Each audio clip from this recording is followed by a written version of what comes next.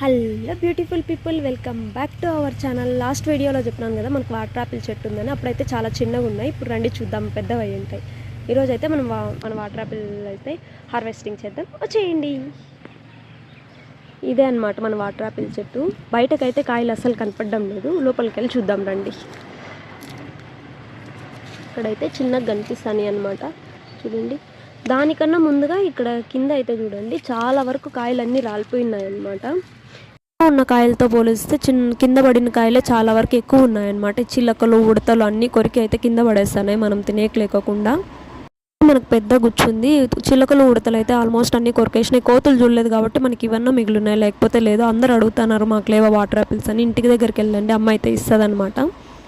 రా అంటే సగం తినేసి అన్ని సగం ఆడే పెట్టేసినాయి, అట్లుంటుంది వాటితోని. చిలకలు ఉడతలు కొడికేయడం వల్ల ఆల్మోస్ట్ అన్ని కింద పడిపోయినాయి. కింద పడిన కాయలు ఏం రా అంటే పాడైపోయినాయి. ఇంకా అయితే ఒక్కటి కూడా మనకి రావట్లేదు. మన వీడియోస్ ఎవరైనా మన ఊరు వాళ్ళు కానీ చుట్టుపక్కల ఊరు వాళ్ళు కానీ చూస్తా అంటే అందరూ అడుగుతాను కదా వాటర్ యాపిల్స్ మాకు లేవా అని. ఇంటి దగ్గరికి వెళ్ళి అయితే కోసుకోండి, ఎవరేమనరు.